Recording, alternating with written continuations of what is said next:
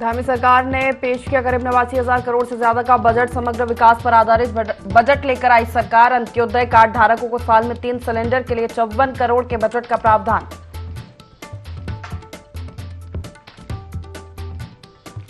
वित्त मंत्री प्रेमचंद अग्रवाल ने कहा, हमने बजट में राजनीति नहीं राष्ट्र नीति पर फोकस किया। यूसीसी से जगी आशा की किरण।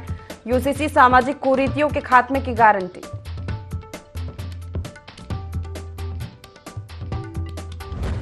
सदन के दूसरे दिन विपक्ष के तेवर तल्ख। विपक्ष ने प्रदेश की बिगड़ती कानून व्यवस्था का उठाया मुद्दा। सरकार पर लगाया नियम विरुद्ध सत्र चलाने का आरोप।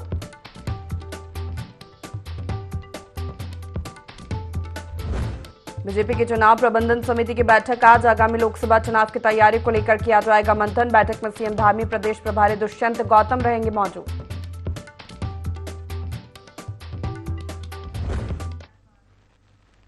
नमस्कार, बहुत स्वागत है आपका। देवभूमि लाइव देख रहे हैं आप। मैं हूं आपके साथ प्रशिता शर्मा। बुलेटिन की शुरुआत करते हैं। उत्तराखंड विधानसभा सत्र के दूसरे दिन धामी सरकार ने सदन के पटल पर वित्तीय वर्ष 2024-25 के लिए बजट पेश किया। सदन में वित्त मंत्री प्रेमचंद अग्रवाल ने 89,230 करोड़ 7 लाख रुपए का बजट पेश किया, जिसमें राजस्व के लिए लेखिका व्यय 55,815 करोड़ 70 लाख रुपए और पूंजीगत लेखिका व्यय 33,414 करोड़ 30 लाख रुपए रहा। वित्त मंत्री प्रेमचंद अग्रवाल ने कहा कि सरकार समग्र विकास पर आधारित बजट लेकर आई है। सरकार का बजट सशक्त उत्तराखंड पर केंद्रित है। प्रदेश सरकार 2025 तक उत्तराखंड को देश के सबसे अग्रणी राज्य में शामिल करने का लक्ष्य लेकर आगे बढ़ रही है।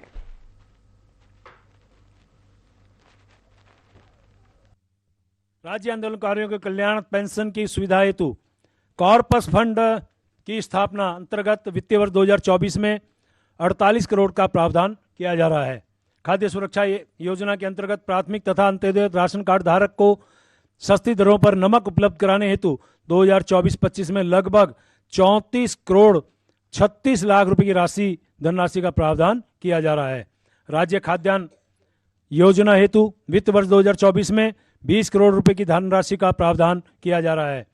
विभिन्न विभागों के तत्वाधान में अनेक ऐसी योजनाएं चल रही हैं जिनमें सब्सिडी दी जा रही है। वित्तीय वर्ष 2024 में सब्सिडी हेतु लगभग 679 करोड़ 34 लाख का प्रावधान किया जा रहा है।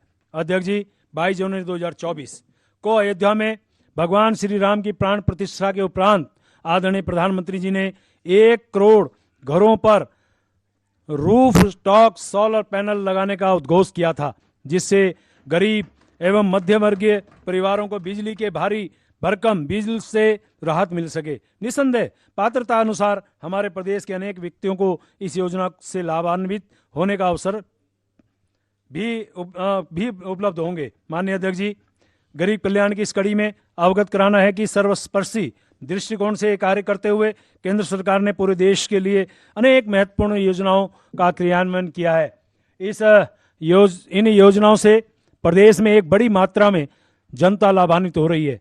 मैं इस अवसर पर विशेष रूप से वित्तीय समावेशन की इस दिशा में केंद्र सरकार द्वारा किए गए महत्वपूर्ण प्रयासों का उल्लेख करते हुए यह अवगत कराना चाह रहा हूं कि प्रदेश के वित्त विभाग द्वारा इनके क्रियान्वयन की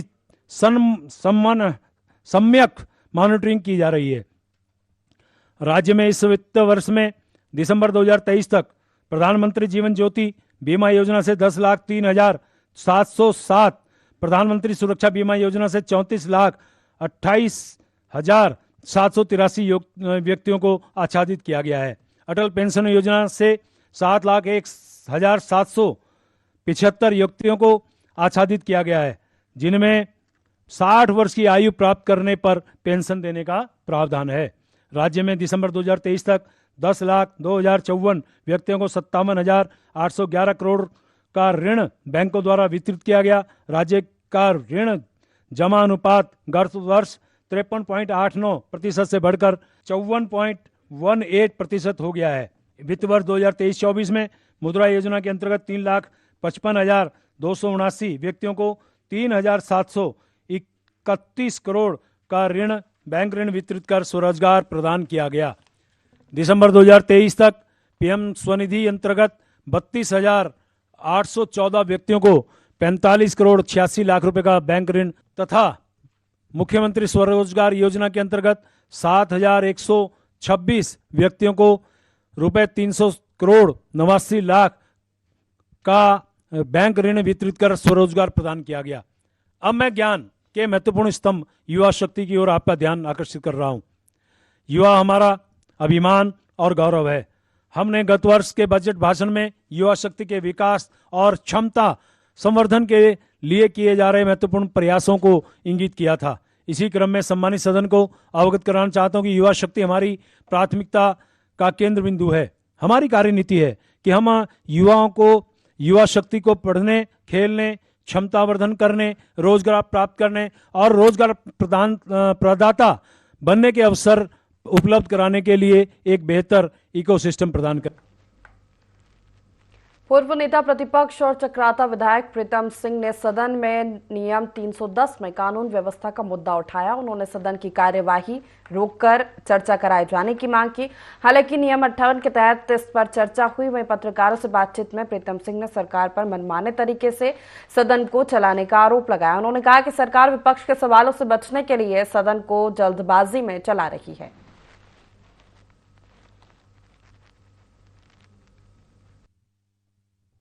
देखिए, सरकार मनमाने तरीके से सदन चलाना चाहती है। कल जो है राज्यपाल का अभिभाषण हुआ। हम समझते हैं कि सरकार उस पर 2 दिन चर्चा कराएगी और तत्पश्चात जो है बजट जो है ले करेगी। लेकिन सरकार जल्दबाजी में है, क्योंकि प्रदेश के जो ज्वलंत मुद्दे हैं उसका जवाब देने में सरकार पूरी तरीके से अक्षम साबित है। इसलिए एन के एन प्रकरण जो है सत्र को जो है जल्दी जो है समाप्त करना चाहती है। विधानसभा के बजट सत्र के दूसरे दिन विपक्ष के तेवर काफी तल्ख नजर आ रहे। उपनेता प्रतिपक्ष भुवन कापड़ी ने सत्र की शुरुआत से पहले ही कहा है कि सदन में नियम 310 के तहत कानून व्यवस्था का मुद्दा उठाया जाएगा। उन्होंने कहा कि राष्ट्रपति के देहरादून दौरे के दौरान उनके काफिले से 300 मीटर की दूरी पर ही हुई करोड़ों की डकैती के मामले को उठाएंगे। इसके अलावा कई अन्य मामलों को लेकर भी सदन में मुद्दे उठाए जाएंगे और सरकार को घेरेंगे। वहीं नेता प्रतिपक्ष यशपाल आर्य ने सदन को बिना किसी व्यवधान के चलाने की बात कही।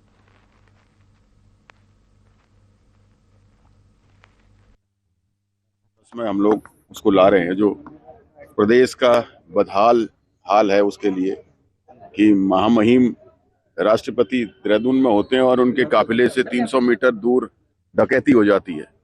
ऐसी घटनाएं हुई हैं और बहुत सारे मामले हैं कानून व्यवस्था के प्रदेश में जो चरमरा गई है। उसके साथ ही बजट की बात करें तो अब तो बजट आने के बाद ही पता चलेगा। तो प्रश्नकाल भी है और काम रोको प्रस्ताव भी है। 310 के तहत हम ध्वस्त कानून व्यवस्था को लेकर माननीय अध्यक्ष के सामने अनुरोध करेंगे कि इसको स्वीकार किया जाए। किस नियम के तहत स्वीकार होता है उसके आधार पर हम चर्चा में भाग लेंगे।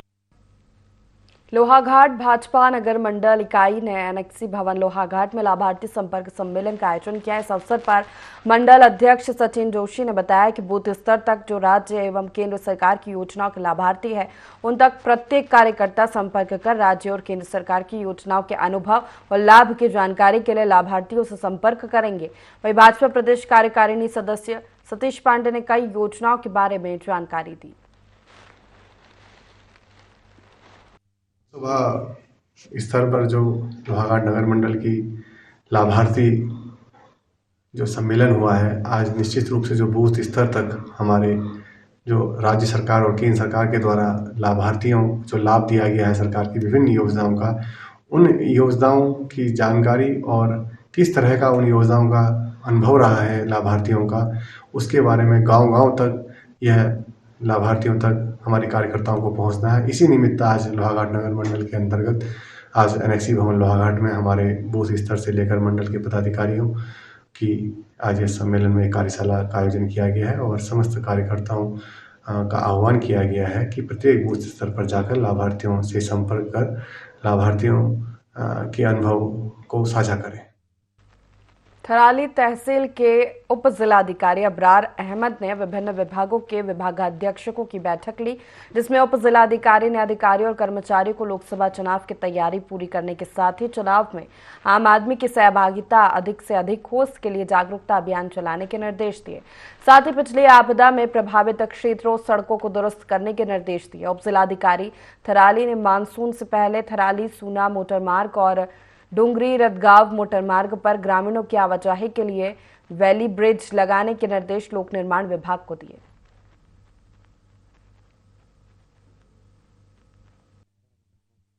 समस्त विभागों के साथ एक बैठक ली गई।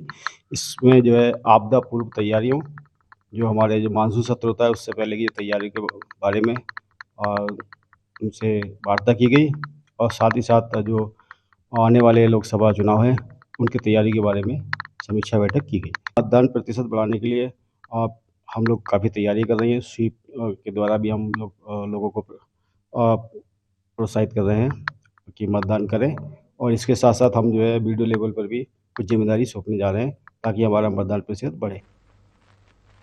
उधम सिंह नगर जिला मुख्यालय में प्रेम प्रसंग के चलते हत्या का मामला सामने आया है। प्रेम प्रसंग के चलते माता पिता ने नाबालिग बेटी की हत्या को अंजाम दिया और उसके शव को दफनाने के लिए उत्तर प्रदेश के रामपुर ले गए। हालांकि सूचना के बाद रामपुर पुलिस पहुंची और शव को कब्जे में लेते हुए पोस्टमार्टम कराया, जहां पता चला कि नाबालिग की गला दबाकर हत्या की गई। हत्या की रिपोर्ट मिलने के बाद पुलिस ने आरोपी माता पिता को हिरासत में लेते हुए पूछताछ की तो घटना का खुलासा हुआ।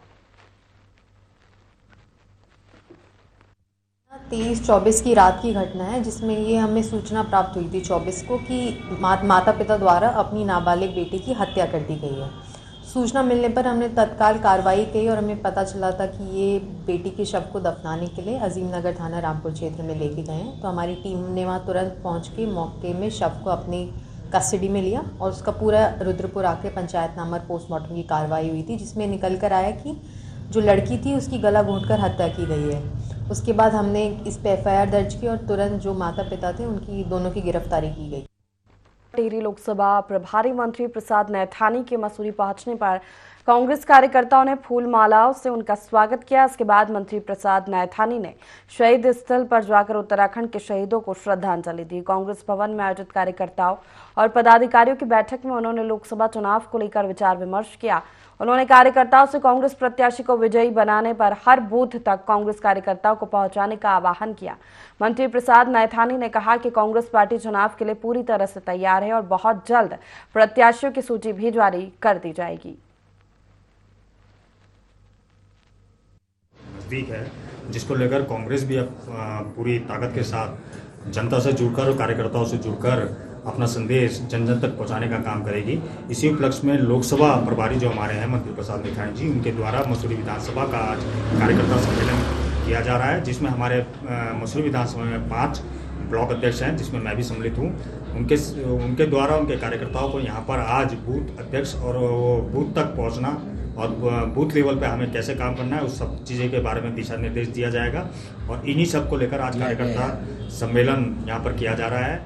पार्टी में कई लोगों ने आवेदन किए हैं और आवेदन करने की प्रक्रिया में मैंने भी जो है पार्टी पे अपना दावा पेश किया और अब पार्टी हाईकमान को देखना है कि सभी पहलुओं पर देखते हुए वो अगर हमको अवसर देती है लोकसभा टिहरी से चुनाव लड़ने का, तो निश्चित तौर पर हम कोशिश करेंगे कि टिहरी लोकसभा के अंतर्गत जो आज तक नहीं कई विकास के कामों में बहुत अवरुद्धता आई हुई है, किसी भी लेवल पर कोई बहुत बड़े काम नहीं हो पाए हैं।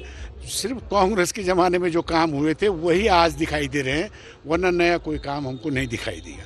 उत्तराखंड में नहीं बल्कि अखिल भारतीय स्तर पर लोकसभा चुनाव के लिए पूर्ण रूप से तैयारी के साथ खड़ी है।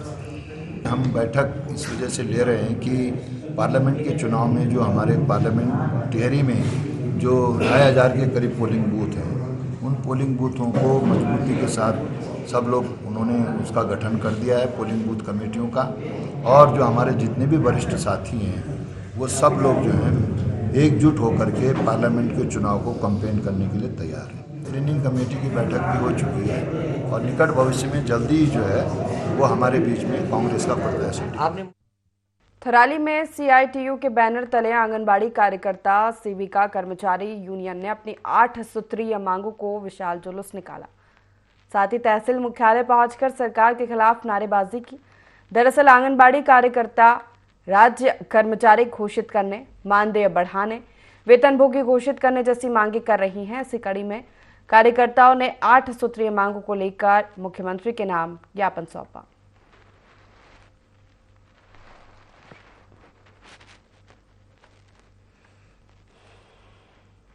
देशव्यापी हड़ताल में जा रहे हैं। आंगनबाड़ियों का कार्यकर्तियों का शोषण हो रहा है। इसमें आंगनबाड़ी कार्यकर्तियां विभिन्न विभागों से आज पल्स पोलियो, ग्राम विकास हो, बीएलओ हो, चाहे कोई भी कार्य किया जा रहा है। ना हमें मानदेय, केवल न्यूनतम मानदेय हमारा 9,263 रुपये है। इसमें क्या हमारा 9,263 रुपये में हमारा जीवन यापन हो जाएगा? सबसे पहली मांग यह है कि हमें राज्य कर्मचारी घोषित किया जाए, और जब तक राज्य कर्मचारी घोषित नहीं किया जाए तब तक न्यूनतम वेतनमान 26,000 किया जाए, और जो मिनी केंद्र है उन्हें पूर्ण केंद्र का दर्जा दिया जाए, और सुपरवाइजरों में 100% की भर्ती जो है आंगनबाड़ी से ही ली जाए। इसके साथ साथ जो है अन्य विभागों का कार्य जैसे बीएलओ सारे सर्वे हमारे पास थोपे जाते हैं, और इनका कार्य बिल्कुल न दिया जाए। यदि दिया जाए तो उसके बदले हमें मानदेय दिया जाए। सेविका कर्मचारी यूनियन संबद्ध CITU की राज्य इकाई ने 5 अक्टूबर को देहरादून में सरकार को ज्ञापन दिया, 17 अक्टूबर को भी ज्ञापन दिया। उसके बाद 5 फरवरी 2023 को विधानसभा पर बड़ा प्रदर्शन हुआ, और अभी 16 फरवरी की जो ट्रेड यूनियन स्ट्राइक थी उस पर भी जो है आंगनबाड़ी की मांगों का ज्ञापन सरकार को गया। और जब सरकार से कुछ करते हुए नहीं दिखा तो फिर यूनियन ने ये फैसला लिया कि 20 तारीख से जो है यूनियन पूरे प्रदेश में संपूर्ण कार्य बहिष्कार पर जाएगी, और जिसके तहत कार्य बहिष्कार के तहत आज थराली की बहनें यहाँ पर एकजुट हुई हैं और माननीय मुख्यमंत्री जी को उप जिलाधिकारी के माध्यम से 8 सूत्री मांगों का ज्ञापन प्रेषित किया।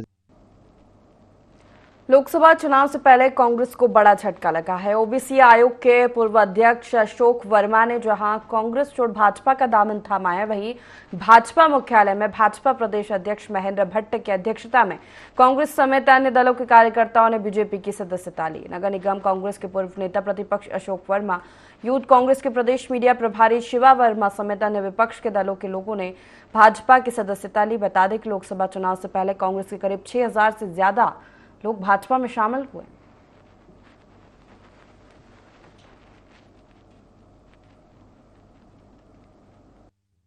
करेंगे, देश के लिए काम करेंगे, शहर के लिए काम करेंगे, लोगों की दिक्कत के समाधान के लिए काम करेंगे। इसलिए हम भारतीय जनता पार्टी में आए हैं। उनका एक सोच है, नई सोच है भारतीय जनता पार्टी की, और उस सोच के साथ क्योंकि अब हम जुड़ेंगे और नए पथ पे चलेंगे तो नए नए काम होंगे। हमें लगा है कि हम निर्दलीय प्रत्याशी थे 2017 में। हमें लगा है कि अकेले हम लोग जो हमारे गांव ग्रामीण क्षेत्रीय लोग हैं, जरूरतमंद लोग हैं, उनकी पूरी सेवा नहीं कर पा रहे हैं। हमने सोचा है कि पार्टी से मिलकर, पार्टी का सहयोग लेकर के जो है हमारे गाँव की जरूरतें हैं, सड़क है, बिजली है, पानी है, रोजगार है, और जो हमारे पहाड़ में जो पलायन हो रहा है उसको रोकने के लिए हमने सोचा कि हम भाजपा के साथ जा करके मजबूती से जो है वहाँ पर ग्रामीण क्षेत्र के लोग काम करेंगे तो निश्चित ही हमारे क्षेत्र का विकास होगा। जैसे बयार बहती है ना, एक तरफ से दूसरी तरफ तक भारतीय जनता पार्टी में कोई कोना नहीं छोड़ रहा है जहाँ से लोग बड़ी संख्या में ज्वाइनिंग कर रहे हैं। हरिद्वार लोकसभा में आज हजारों लोगों ने ज्वाइनिंग किया। पूरे प्रदेश से बहुत महत्वपूर्ण लोगों ने किया, और विशेष करके मैं हरिद्वार को कहना चाहता हूँ बीएसपी और कांग्रेस से बहुत बड़ी संख्या में उनके वरिष्ठ पदाधिकारीगण आज भारतीय जनता पार्टी में सम्मिलित हुए हैं। 3,000 से ऊपर की संख्या आज पार्टी की सदस्यता ली है, और कांग्रेस, बसपा, सपा, यूकेडी अनेकों दलों के लोगों ने लिए है। आज की सदस्यता का मुख्य जो फोकस था तो ओबीसी वोट था। ओबीसी के प्रभावशाली नेता सुभाष वर्मा और अशोक वर्मा दोनों लोगों ने पार्टी की सदस्यता ली है, और मुख्य रूप से क्योंकि रमोला है ये भी ओबीसी समुदाय से आते हैं, तो जिला पंचायत के पूर्व अध्यक्ष है अपने टिहरी उत्तरकाशी जनपद में, उनकी सदस्यता हुई है। एक प्रेम सिंह जी टुरेजा वो अपने सिख समुदाय से आते हैं, उनकी सदस्यता हुई है। और शरद चौहान ये प्रदेश सचिव थे कांग्रेस के, हजारों की संख्या में आज ये सदस्यता हुई है।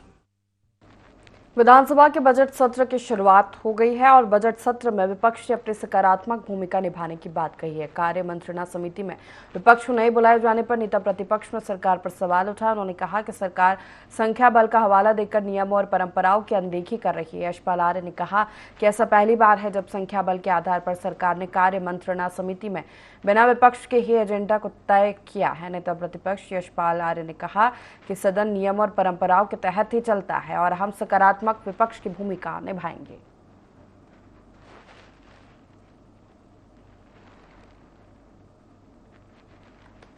जानकारी मिली है कि कार्यमंत्रणा समिति की बैठक कल संपन्न हो चुकी है।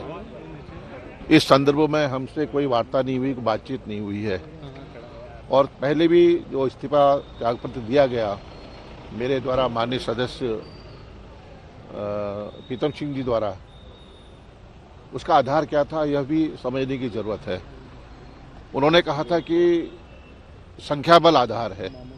जब संख्या बल आधार है तो फिर उस बैठक में कार्यमंत्रणा समिति के बैठक में बने रहने का कोई औचित्य नहीं है। और जिस तरह से कल कार्यमंत्रणा समिति की बैठक हुई, हमें दूरभाष से कहा गया कि आप इसमें शामिल हो जाइए। हमने कहा इसमें बातचीत करेंगे क्योंकि उस वक्त हमारी विधानमंडल दल की बैठक हो रही थी। भगवानपुर थाना क्षेत्र में नकली दवाएं बनाने के मामले में पुलिस ने कार्रवाई की और आरोपियों के खिलाफ गैंगस्टर एक्ट में मामला दर्ज किया। बताया गया कि कुल 4 करोड़ 45 लाख रुपए की संपत्ति सीज की गई है।